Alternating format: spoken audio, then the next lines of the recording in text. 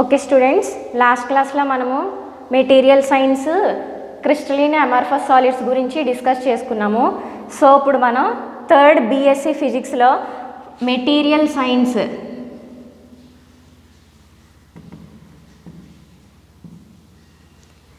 సైన్స్లో unit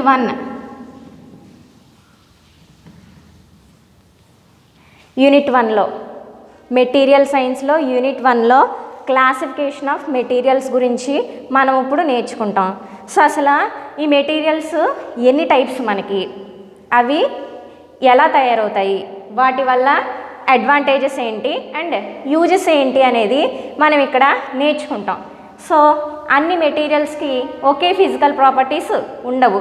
so same అదే విధంగా మనకి మెటీరియల్స్ ఎన్ని విధాలుగా క్లాసిఫై అయ్యాయి, నెక్స్ట్ అవి ఎలా తయారవుతాయి, వాటి యొక్క ప్రాపర్టీస్ ఏంటి అనేది మనం ఇప్పుడు నేర్చుకుందాం. సో ఇప్పుడు మీకు ఆల్రెడీ లాస్ట్ క్లాస్లో చెప్పాను, elements and it's chemical compounds మనకి 3 ఫామ్స్లో అవైలబుల్ అవుతాయి.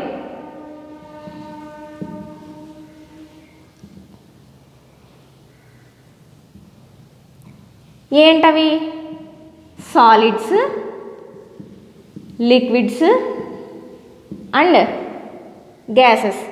ఎలిమెంట్స్ అండ్ కెమికల్ కాంపౌండ్స్ మనకి 3 ఫామ్స్లో అవైలబుల్ అవుతాయి. అందులో ఫస్ట్ది సాలిడ్, లిక్విడ్, గ్యాస్. సో అప్పుడు మనం ఏం నేర్చుకుంటామంటే మ్యాక్సిమం మెటీరియల్స్ అన్నీ కూడా సాలిడ్స్తో తయారవుతాయని నేను చెప్పాను.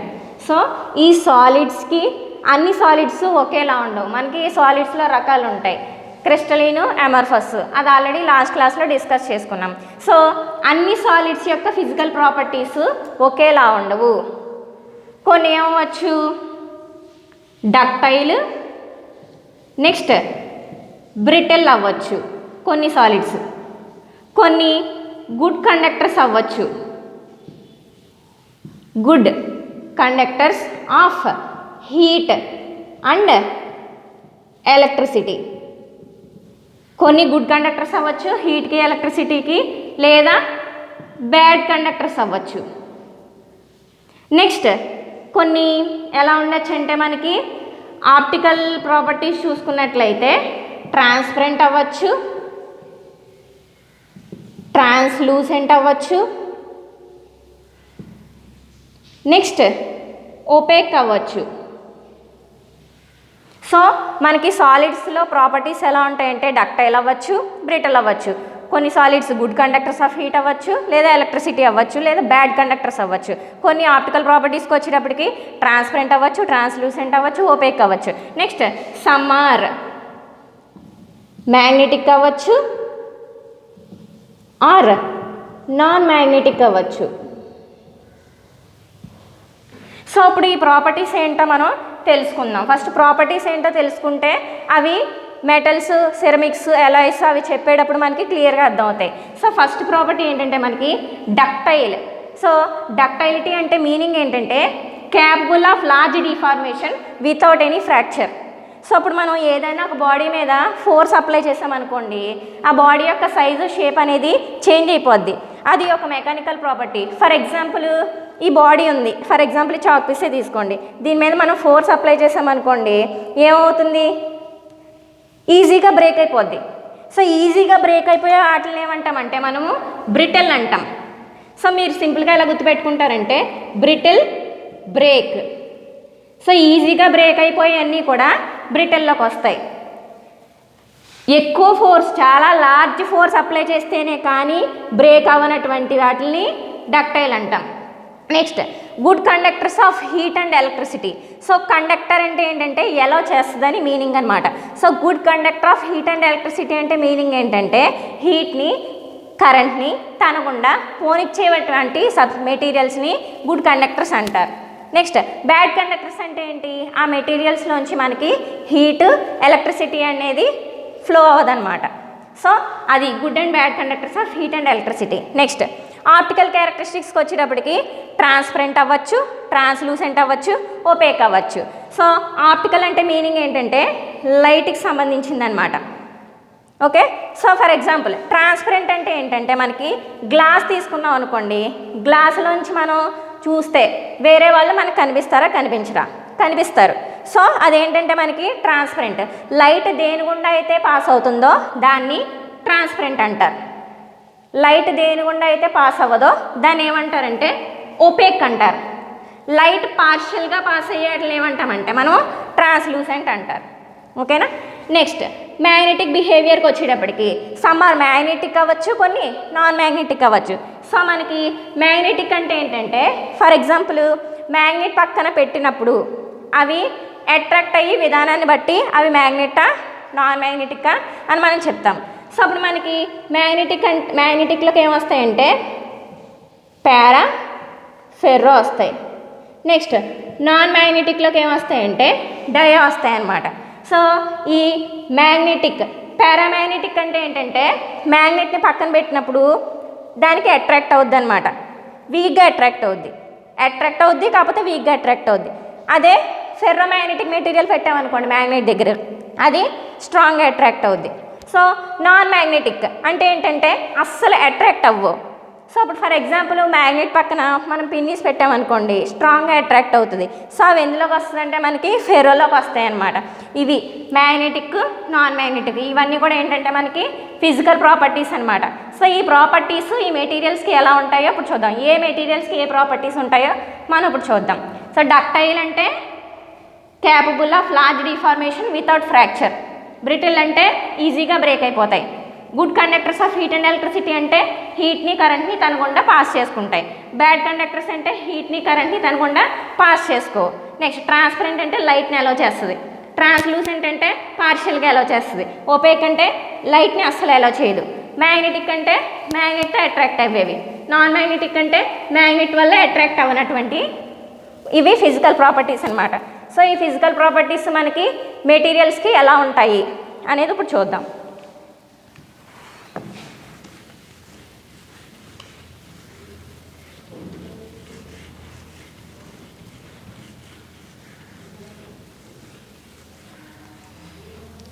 సో మనకి మెటీరియల్స్ అనేవి 6 టైప్స్ అమ్మ. అందులో ఫస్ట్ ఏంటంటే మెటల్స్లోకే మనకి ఎల్ఐస్ కూడా వస్తాయన్నమాట. ఫస్ట్ది మెటల్స్, సెకండ్ది సిరమిక్స్, థర్డ్ది పాలిమర్స్, ఫోర్త్ది కాంపోజిట్స్, నెక్స్ట్ ఫిఫ్త్ది సెమీ కండక్టర్స్, సిక్స్త్ది బయోమెటీరియల్స్. మనకి మెటీరియల్స్ అనేవి 6 టైప్స్. అవి ఏంటంటే metals, ceramics, polymers, composites, semiconductors, biomaterials. So అప్పుడు మనం వీటి ప్రాపర్టీస్ క్యారెక్టరిస్టిక్స్ విడివిడిగా ఇప్పుడు చూద్దాం. ఫస్ట్ ఏంటంటే మనకి మెటల్స్.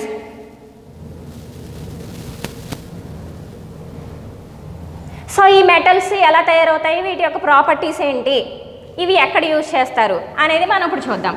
ఫస్ట్ మనకి మెటల్స్ ఎలా తయారవుతాయంటే మనకి materials that are made of metallic elements. So metallic elements అంటే మీకు మెటల్స్ అంటే చాలా వాటికి ఐడియా ఉంటుంది. Iron, nickel, cobalt, next aluminium, gold, titanium, ఇవన్నీ ఎక్సెట్రా మెటల్స్ ఇంకా చాలా ఉంటాయి. సో ఇవన్నీ కూడా ఏంటంటే మెటాలిక్ ఎలిమెంట్స్. సో మనకి మెటాలిక్ మెటీరియల్స్ తయారవ్వాలి అంటే మెటాలిక్ ఎలిమెంట్స్ ఉంటే సరిపోదు. మెటాలిక్ ఎలిమెంట్స్తో పాటు non metallic elements. Non metallic elements ఏంటి, oxygen, nitrogen, next oxygen, nitrogen, hydrogen. ఈ నాన్ మెటాలిక్ ఎలిమెంట్స్ బాగా ఎక్కువ కలిపారు. స్మాల్ అమౌంట్స్, వెరీ స్మాల్ అమౌంట్స్లో మనకి కలుపుతారనమాట. సో మెటల్స్ మనకి ఎలా తయారవుతాయండి, metallic elements, non metallic elements రెండు కలిపితే మనకి మెటాలిక్ మెటీరియల్స్ అనేవి మనకు వస్తాయన్నమాట. సో మెటాలిక్ ఎలిమెంట్స్ ఏంటి, iron, nickel, cobalt, aluminium, gold, titanium etcetera. ఇవి నాన్ మెటాలిక్ ఎలిమెంట్స్ కూడా కలపాలి, కానీ ఎంత మొత్తంలో కలపాలంటే చాలా తక్కువ కలుపుతారనమాట. ఇలా మనకి మెటల్స్ తయారవుతాయి. సో ఇక్కడ మనకి మెటల్స్లో క్రిస్టలీన్, అమార్ఫస్ చూద్దాం. సో అప్పుడు మనకి మెటల్స్లో యాటమ్స్ అన్నీ కూడా మెటల్స్ యొక్క ఎల్ఐస్లో యాటమ్స్ అన్నీ కూడా ఎలా అరేంజ్ అయ్యి ఉంటాయంటే ఒక ఆర్డర్లో అరేంజ్ అయ్యి ఉంటాయన్నమాట ఇలాగా. సో ఒక ఆర్డర్లో అరేంజ్ అయ్యి ఉంటాయంటే అది ఏ ప్రాపర్టీని కలిగి ఉంటాయంటే మనకి క్రిస్టలీన్ అనమాట. సో మెటల్స్ అనేవి మనకి ఏ సాలిడ్స్? క్రిస్టలీన్ సాలిడ్స్ అనమాట. ఓకేనా. నెక్స్ట్ ఏంటంటే మనకి ఇందులో యాటమ్స్ అన్నీ కూడా చాలా దగ్గరగా అరేంజ్ అయ్యి ఉంటాయి అన్నమాట. అంటే డెన్స్లీ ప్యాక్డ్ యాటమ్స్ అన్నీ కూడా ఎలా అరేంజ్ అయ్యి ఉంటాయండి మనకి మెటల్స్లో చాలా దగ్గరికి అరేంజ్ అయ్యి ఉంటాయి. ఓకేనా. సో నెక్స్ట్ ఏంటంటే మెటల్స్లో ఎక్కువ ఏముంటాయంటే of non localised electrons. So మెటల్స్లో మనకి ఎక్కువ ఏముంటాయంటే మనకి non localised electrons. So non localised electrons అంటే మీనింగ్ ఏంటంటే ఒకసారి చూడండి, మనకి ఏ మెటీరియల్ అన్నా కూడా మనకి గ్రూప్ ఆఫ్ యాటమ్స్తో తయారై ఉంటుంది. ఈ మెటల్స్లో యాటమ్స్ అన్నీ కూడా ఎలా తయారై ఉంటాయంటే బాగా దగ్గరగా ఉంటాయని చెప్పాను అండ్ ఒక ఆర్డర్లో ఉంటాయి.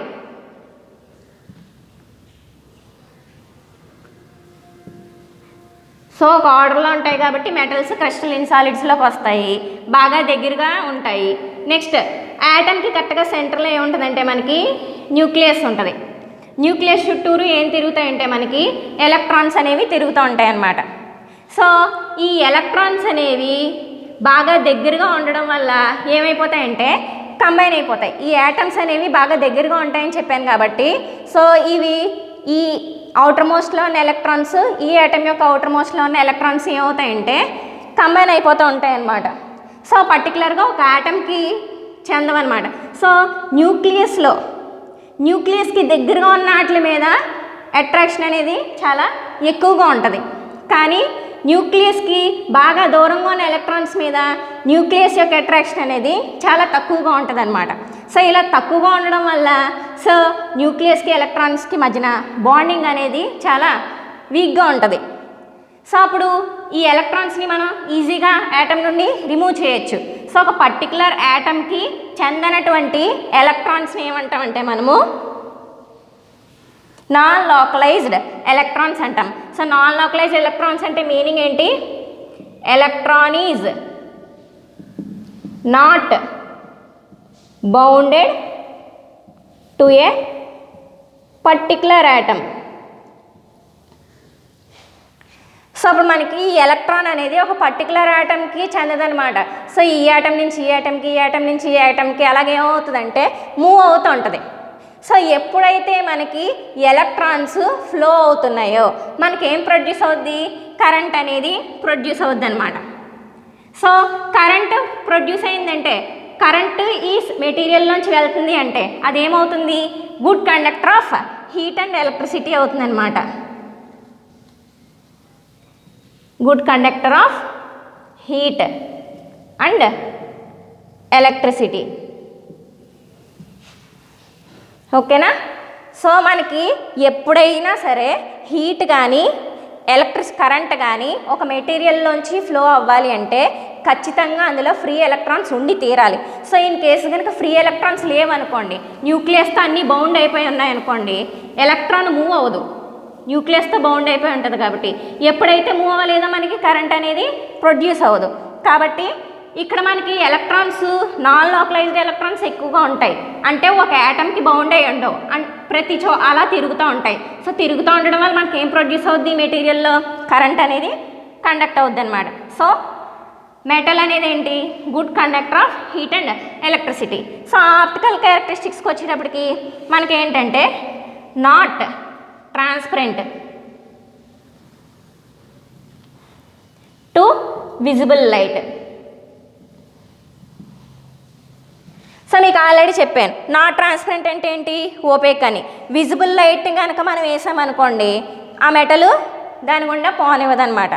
సో అప్పుడు మనకి మెటల్ మెరాలి అంటే మనం ఏం చేస్తామంటే పాలిష్ చేస్తాం అనమాట. సో ఇంకో పాయింట్ ఏంటంటే మనకి polished metal has lustrous appearance అంటే ఏంటంటే ఒక మెటల్ తీసుకుని మనం ఎప్పుడైతే బాగా దాన్ని పాలిష్ చేసామో దానికి ఏమొస్తుందంటే లస్ట్రస్ అపియరెన్స్. లస్ట్రస్ అంటే మీనింగ్ ఏంటంటే మెరుస్తూ ఉంటుంది. అది మెటల్స్ గురించి ఇదన్నమాట. సో మెటల్స్ మనకి ఎలా తయారవుతాయంటే metallic elements, non metallic elements small అమౌంట్స్లో కలిపితే మనకి మెటల్స్ అనేవి తయారవుతాయి. సో ఈ మెటల్స్లో మనకి యాటమ్స్ అన్నీ కూడా ఒక ఆర్డర్లో అరేంజ్ అయి ఉంటాయి కాబట్టి దాన్ని ఏమంటామంటే క్రిస్టలిన్ సాలిడ్ అని చెప్పేసి అంటాం. ఆర్డర్లో అరేంజ్ అవ్వడమే కాకుండా చాలా దగ్గరగా ఉంటాయి కాబట్టి డెన్స్లీ ప్యాక్డ్ అనమాట. సో ఇలా దగ్గరగా ఉండడం వల్ల మనకి మెటల్స్లో ఎక్కువే ఉంటాయి, నాన్ లోకలైజ్డ్ ఎలక్ట్రాన్స్ ఉంటాయి. అంటే ఒక పర్టికులర్ యాటమ్కి బౌండ్ అవునటువంటి ఎలక్ట్రాన్స్ అనమాట. సో ఈ నాన్ లోకలైజ్డ్ ఎలక్ట్రాన్స్ ఎప్పుడైతే ఎక్కువగా ఉన్నాయో ఈజీగా మనకి హీట్ని, ఎలక్ట్రిసిటీని దాని గుండా పోనిస్తుంది అనమాట. సో విజిబుల్ లైట్కి ఇది నాన్ ట్రాన్స్పరెంట్ అనమాట. నెక్స్ట్ ఏంటంటే ఈ మెటల్ని తీసుకుని మనం ఏం చేస్తాం, పాలిష్ చేసామనుకోండి వాటికి లస్ట్రస్ అపియరెన్స్ అంటే బాగా మెరుస్తాయి అనమాట. లస్ట్రస్ అపియరెన్స్ అంటే మీనింగ్ ఏంటంటే బాగా మెరుస్తాయి అని. ఓకేనా, ఇది మెటల్స్. సో ఈ మెటల్స్లోకి మనకి ఏం వచ్చేస్తాయంటే ఎల్లాయిస్ వస్తాయి అన్నమాట. ఎల్లాయిస్ ఏంటో ఇప్పుడు చూద్దాం.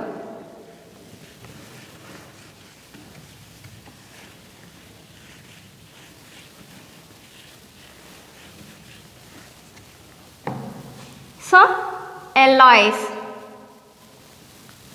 సో ఎల్లాయిస్ అంటే ఎలా చెప్పొచ్చు అంటే మనం mixture of metals and other elements. So మనకి మెటల్స్ చాలా ఉంటాయి, విడివిడిగా బోల్డ్ మెటల్స్ చాలా ఉంటాయి. సో ఆ మెటల్స్ని మనం కంబైన్ చేసి ఆ మెటల్స్తో పాటు కొన్ని ఎలిమెంట్స్ని యాడ్ చేస్తూ వచ్చే వాటిని ఏమంటాం అంటే మనము ఎల్లాయిస్ అంటాం.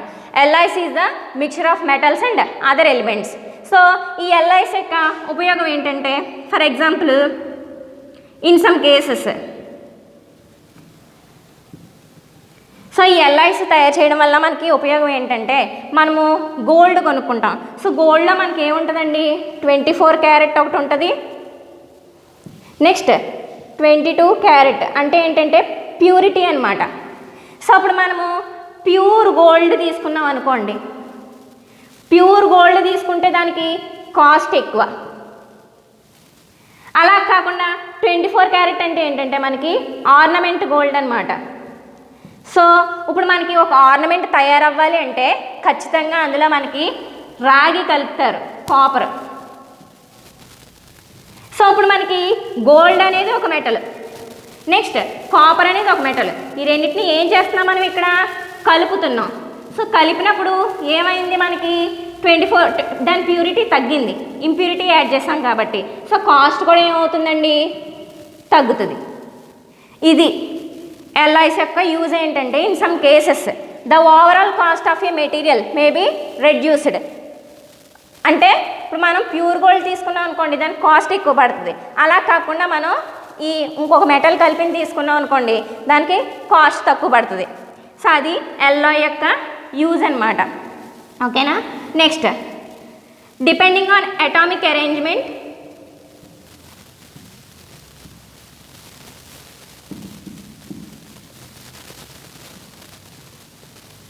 సో అన్ని ఎల్లాయిస్లోని ఒకే టైప్ ఆఫ్ అటామిక్ అరేంజ్మెంట్ ఉండదు. సో అటామిక్ అరేంజ్మెంట్ని బట్టి ఎల్లాయిస్ మనకి 2 టైప్స్ కింద డివైడ్ చేశారనమాట. సో ఆ 2 టైప్స్ ఏంటంటే మనకి substitutional alloys and interstitial alloys. So ఈ సబ్స్టిట్యూషనల్, ఇంటర్స్టిటియల్ అనేది మనకి డిఫెక్ట్స్ అండ్ డిఫ్యూషన్ ఇన్ మెటీరియల్స్లో వస్తుంది అనమాట. ఓకేనా, నెక్స్ట్ ఎల్లాయిస్ని ఫర్దర్గా ఇంకొక 2 టైప్స్ కింద క్లాసిఫై చేశారనమాట. ఓకేనా, అదేంటంటే మనకి హోమోజీనియస్ ఎల్లాయిస్ అంటారు, next heterogeneous alloys. So alloys మనకి అటామిక్ అరేంజ్మెంట్ని బట్టి 2 టైప్స్ కింద క్లాసిఫై చేశారు. అందులో ఫస్ట్ ఏంటి సబ్స్టిట్యూషనల్, సెకండ్ ఏంటి ఇంటర్స్టిటియల్ ఎల్లాయిస్. నెక్స్ట్ ఇంకొక 2 టైప్స్గా క్లాసిఫై చేశారు. అదేంటంటే హోమోజీనియస్, హెటరోజీనియస్. హోమోజీనియస్ అంటే మీనింగ్ ఏంటంటే హోమో అంటే మీనింగ్ సింగిల్ ఫేజ్. సో ఎల్లాయిస్లో సింగిల్ ఫేజే ఉంటే వాటిని హోమోజీనియస్ ఎల్లాయిస్ అంటారు. నెక్స్ట్ 2 or more, 2 లేదా అంతకంటే ఎక్కువ ఫేజెస్ ఉంటే దాన్ని హీట్రోజీనియస్ ఎల్ఐస్ అంటారు. ఇది మనకి ఎల్ఐస్ అనమాట. సో ఎల్ఐస్ అంటే ఏంటి, ఎలా తయారవుతాయి, కొన్ని మెటల్స్ యొక్క మిక్చరు కొన్ని ఎలిమెంట్స్ కలిపితే మనకి ఎల్ఐస్ వస్తాయి. సో ఈ ఎల్ఐస్ వల్ల యూజ్ ఏంటి, overall cost of the material అనేది మనకి తగ్గుతుందన్నమాట. సో ఈ ఎల్ఐస్ అనేవి ఫామ్ చేయడం వల్ల. సో ఈ ఎల్ఐస్ ఎన్ని టైప్స్ అంటే అటామిక్ అరేంజ్మెంట్ని బట్టి 2 టైప్స్ కింద డివైడ్ చేశారు. అందులో ఫస్ట్ ఏంటి సబ్స్టిట్యూషనల్, సెకండ్ది ఇంటర్స్టిటియల్. నెక్స్ట్ ఫేజెస్ని బట్టి 2 టైప్స్ కింద డివైడ్ చేశారు. అందులో ఫస్ట్ ఏంటి హోమోజీనియస్, హీట్రోజీనియస్. హోమోజీనియస్ అంటే హోమో అంటే సింగిల్ ఫేజ్ ఉండే ఎల్ఐస్ని హోమోజీనియస్ ఎల్ఐస్ అంటారు. 2 or more ఫేజెస్ ఉండే ఎల్ఐస్ని హీట్రోజీనియస్ ఎల్ఐస్ అంటారు. ఓకేనా, ఇది మెటల్స్ ఎల్ఐస్. నెక్స్ట్ మనం సెరమిక్స్లోకి వద్దాం.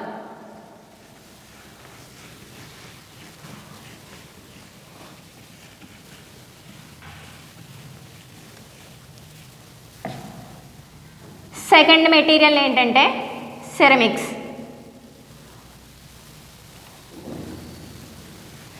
సో సెరమిక్స్ అంటే ఏంటంటే మనకి ceramics are compounds between metallic and non metallic elements.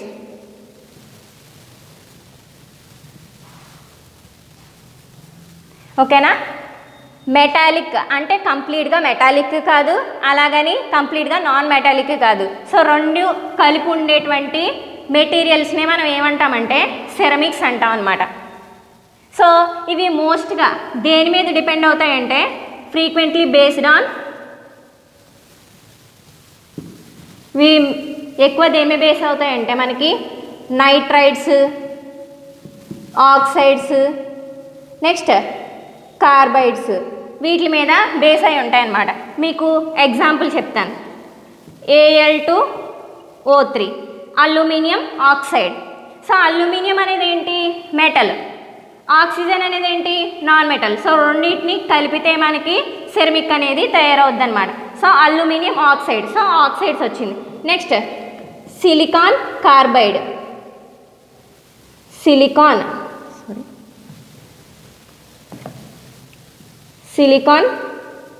Carbides. So ఇలా మనకి చాలా ఎగ్జాంపుల్స్ ఉంటాయన్నమాట. సో సిలికాన్ అనేది ఏంటి, మెటల్.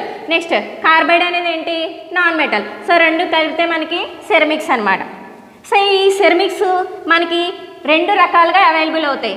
ఎలా అవైలబుల్ అవుతాయి అంటే మనకి క్రిస్టలిన్ ఫామ్లో ఉంటాయి, నెక్స్ట్ అమార్ఫస్ ఫామ్లో కూడా ఉంటాయి అన్నమాట. మీరు చిన్నపిల్లలు బొమ్మలు తయారు చేస్తుంటారు చూసారా, ఎలా తయారు చేస్తారంటే ఇప్పుడు మనకి 2 రకాలుగా ఉంటాయి మనకి సెరమిక్స్ అనేవి. క్రిస్టలిన్ ఉంటాయి, నెక్స్ట్ అమార్ఫస్ కూడా ఉంటాయి. సో అప్పుడు మనకి ఫస్ట్ సెరమిక్ అనేది ఎలా ఉంటుందంటే ఒక పౌడర్లా ఉంటుంది. ఆ పౌడర్లోని మనం ఏం చేస్తామంటే వాటర్ యాడ్ చేసామనుకోండి, అదొక ముద్దలా తయారవుద్ది. సో ముద్దలా ఎప్పుడైతే తయారైందో అది క్రిస్టలిన్ ఫామ్కి వస్తుంది. పౌడర్లో ఎప్పుడైతే ఉందో అది అమార్ఫస్లోకి వస్తుంది అనమాట. చిన్నపిల్లలు బొమ్మలతో ఆడుకుంటారు కదా, సో పౌడర్ తీసుకుని దాంట్లో వాటర్ వేసుకుని బొమ్మలు తయారు చేసుకుంటూ ఉంటారు. బంకమట్టితో కూడా చేస్తూ ఉంటారనమాట. సో మనకి సెరమిక్స్ క్రిస్టలిన్ ఫామ్లోని అవైలబుల్ అవుతాయి, నెక్స్ట్ అమార్ఫస్ స్ట్రాంగ్లోని అవైలబుల్ అవుతాయి అన్నమాట. Next stiff and strong as metals. So ఈ సెరమిక్స్ అనేవి చాలా స్టిఫ్గా నెక్స్ట్ స్ట్రాంగ్గా కూడా ఉంటాయి అన్నమాట. మెటల్స్ లాగే మెటల్స్ కూడా స్టిఫ్ కానీ స్ట్రాంగ్ కానీ ఉంటాయి. నెక్స్ట్ ఏంటంటే మెటల్స్ డక్టైల్ అనమాట. సో డక్టైల్ అంటే మీనింగ్ ఏం చెప్పాను, ఎక్కువ ఫోర్స్ అప్లై చేస్తేనే కానీ అది బ్రేక్ అవ్వదన్నమాట. సో అలాంటి మెటీరియల్ని డక్టైల్ అని చెప్పాను కదా. సో మెటల్స్లో మనకి ఎలా ఉంటాయంటే మనకి మెటల్స్ స్టిఫ్గా ఉంటాయి, నెక్స్ట్ స్ట్రాంగ్గా ఉంటాయి, నెక్స్ట్ డక్టైల్ అనమాట. సో ఈ ప్రాపర్టీస్ డక్టైలిటీ అనే ప్రాపర్టీ ఎప్పుడైతే ఉందో ఎక్కువ మెటల్స్ని ఎక్కడ యూజ్ చేస్తారంటే మనకి స్ట్రక్చరల్ అప్లికేషన్స్లో ఎక్కువ వాడతారనమాట.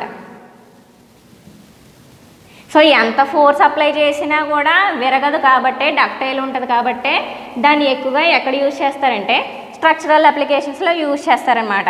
మెటల్స్ స్టిఫ్గా ఉంటాయి, స్ట్రాంగ్గా కూడా ఉంటాయి. సో మెటల్స్ లాగే సెరమిక్స్ కూడా స్టిఫ్గా ఉంటాయి, నెక్స్ట్ స్ట్రాంగ్గా కూడా ఉంటాయి అన్నమాట. నెక్స్ట్ ఏంటంటే హార్డ్ అండ్ బ్రిటిల్. హార్డ్ అంటే గట్టిగా ఉండడం, సెరమిక్స్ అంటే స్టిఫ్ కానీ స్ట్రాంగ్ కానీ ఉంటాయి. సెరమిక్స్ స్టిఫ్ కానీ స్ట్రాంగ్ కానీ ఉంటాయి, నెక్స్ట్ హార్డ్ కానీ బ్రిటిల్ కానీ కూడా ఉంటాయి. హార్డ్గా అంటే ఏంటంటే గట్టిగా ఉండడం. ఫర్ ఎగ్జాంపుల్ ఈ చాక్ పీస్ తీసుకోండి, దీన్ని పట్టుకుంటే మనకి ఎలా ఉంటుంది, చాలా గట్టిగా ఉంటుంది. కానీ విరగొడితే ఎలా ఉంది, వెంటనే విరిగిపోయిందా? సో హార్డ్గా ఉంది, బ్రిటిల్గా కూడా ఉంది. సో ఇదేంటంటే మనకి సెరమిక్స్ అనమాట. హార్డ్గా ఉంటాయి, బ్రిటిల్గా ఉంటాయి, స్టిఫ్గా స్ట్రాంగ్గా కూడా ఉంటాయి అన్నమాట. నెక్స్ట్ ఏంటంటే మనకి insulative, for the passage of heat and electricity. So మనం మెటల్స్ తీసుకున్నాం అనుకోండి, మెటల్స్లో నాన్ లోకలైజ్డ్ ఎలక్ట్రాన్స్ ఉంటాయి కాబట్టి good conductors of heat and electricity. కానీ ఇక్కడ సిరమిక్స్లో ఇన్సులేటివ్, ఇన్సులేటివ్ అంటే ఏంటి, డస్ నాట్ ఎలో, దేన్ని ఎలో చేయవు, హీట్ని ఎలక్ట్రిసిటీని దాని గుండా పాస్ చేసుకోవన్నమాట. So bad conductors of heat and electricity. Next ఏంటంటే రెసిస్టెంట్ టు హై టెంపరేచర్. అంటే చాలా ఎక్కువ టెంపరేచర్, అంటే మీరు ఎంత బాగా హీట్ చేసినా కూడా, చాలా ఎక్కువ హీట్ ఇచ్చినా కూడా ఎంత హై టెంపరేచర్ని తట్టుకోగలుగుతుంది అనమాట. నెక్స్ట్ సో ఆప్టికల్ క్యారెక్టరిస్టిక్స్కి వచ్చేటప్పటికి మనకి సెరమిక్స్ ఎలా అవైలబుల్ అవుతాయంటే మనకి ట్రాన్స్పరెంట్ ఉంటాయి, నెక్స్ట్ ట్రాన్స్లూసెంట్ ఉంటాయి, నెక్స్ట్ ఓపేక్గా కూడా ఉంటాయి అన్నమాట. సో మనకి ట్రాన్స్పరెంట్ సెరమిక్స్, మనకి ట్రాన్స్పరెంటెడ్ సెరమిక్స్ ఉంటాయి, ట్రాన్స్లూసెంట్ సెరమిక్స్ ఉంటాయి, ఓపేక్ సెరమిక్స్ ఉంటాయి. సో ఇవి ఏంటంటే మనకి ఆప్టికల్ క్యారెక్టరిస్టిక్స్ అనమాట. ఆప్టికల్ క్యారెక్టరిస్టిక్స్కి వచ్చేటప్పటికి మీ 3 రకాలుగా మనకి దొరుకుతాయి అన్నమాట. Next some oxides exhibits magnetic behaviour. So మీకు ఏం చెప్పాను, కొన్ని మ్యాగ్నెటిక్ ఉండొచ్చు, కొన్ని నాన్ మ్యాగ్నెటిక్ ఉండొచ్చు అని చెప్పానా. So some ferrous oxides Fe2O3. So మనకి ఫెర్రస్ అంటే ఏంటి, ఐరన్. ఐరన్ అంటే మనకి మెటల్. ఆక్సైడ్ అంటే ఏంటి, నాన్ మెటల్. సో రెండింటినీ కలిపితే మనకి సిరమిక్ వచ్చిందా లేదా. సో ఇక్కడ మనకి ఫెర్రస్, ఐరన్ అనేది మ్యాగ్నెటిక్, ఫెర్రోమ్యాగ్నెటిక్ అవ్వడం వల్ల సో కొన్ని సిరమిక్స్కి మ్యాగ్నెటిక్ బిహేవియర్ అనేది మనకి ఉంటుందన్నమాట. ఓకేనా. సో సెరమిక్స్ అంటే ఏంటి, మెటాలిక్ నాన్ మెటాలిక్ ఎలిమెంట్స్కి మధ్య నుండే కాంపౌండ్స్ని సెరమిక్స్ అంటాం. సో ఇవి ఎక్కువగా దేని మీద డిపెండ్ అయి ఉంటాయి, నైట్రేట్స్, ఆక్సైడ్స్, కార్బైడ్స్ మీద డిపెండ్ అయి ఉంటాయి. ఎగ్జాంపుల్స్ ఏంటి, అల్యూమినియం ఆక్సైడ్స్, సిలికాన్ కార్బైడ్స్, ఇంకా చాలా ఉంటాయి అన్నమాట. సో మనకి సెరమిక్స్ 2 రకాలుగా దొరకవచ్చు, క్రిస్టలైన్ ఫామ్లోని దొరుకుతాయి, నెక్స్ట్ అమార్ఫస్ ఫామ్లో కూడా దొరుకుతాయి అన్నమాట. సో ఇవి ఎలా ఉంటాయి, స్టిఫ్గా స్ట్రాంగ్గా ఉంటాయి, నెక్స్ట్ హార్డ్గా బ్రిటిల్గా కూడా ఉంటాయి అన్నమాట. Next insulative for the passage of heat and electricity, అంటే హీట్ని ఎలక్ట్రిసిటీని పంపించుకోదు, హై టెంపరేచర్ని కూడా తట్టుకోగలవు అనమాట. నెక్స్ట్ ట్రాన్స్పరెంట్ కానీ ట్రాన్స్లూసెంట్ కానీ ఓపేక్గా కూడా ఉంటాయి.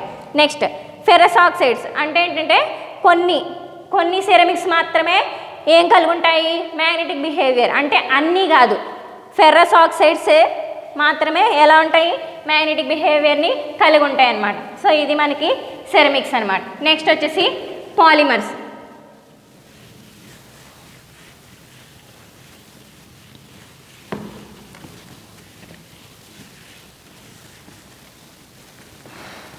థర్డ్ మెటీరియల్ ఏంటండి మనకి పాలిమర్స్ అన్నమాట.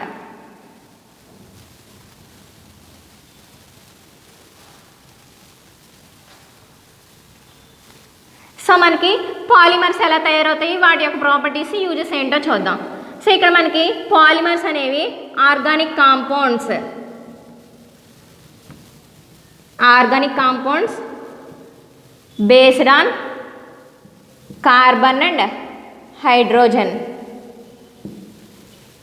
And other elements.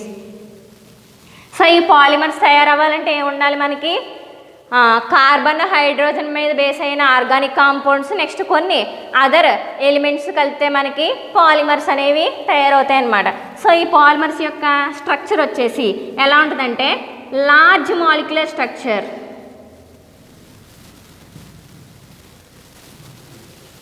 అంటే దీని మాలిక్యులర్ స్ట్రక్చర్ చాలా పెద్దది ఉంటుంది అనమాట. నెక్స్ట్ అది ఎలా ఉంటుందంటే చైన్ లైక్ ఇన్ నేచర్, చైన్స్లా ఉంటుంది అనమాట, చైన్ లైక్ ఇన్ నేచర్. అంటే ఏంటంటే ఈ మాలిక్యూల్స్ ఒకదానికి చైన్ ఎలా ఉంటుంది, ఒకదానితో లింకప్ అయిపోయి ఉంటుంది కదా. సో పెద్ద పెద్ద మాలిక్యూల్స్తో మనకి ఎలాగా లింక్ అయి ఉంటుంది, ఒక చైన్ ఫామ్లో లింక్ అయినట్టు ఇలాగా లింక్ ఉంటుంది అనమాట. పెద్ద పెద్ద molecules, large molecule structures chain like in nature. అంటే పెద్ద పెద్ద మాలిక్యూల్స్తో ఒక గొలుసు తయారు చేసినట్లయితే ఆ గొలుసులా ఉంటుంది అనమాట మనకి పాలిమర్స్ అనేది.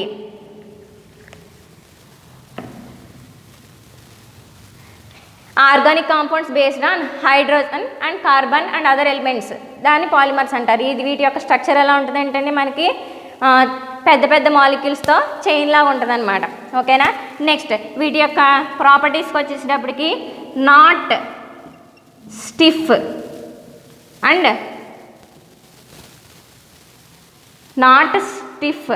And strong as metals.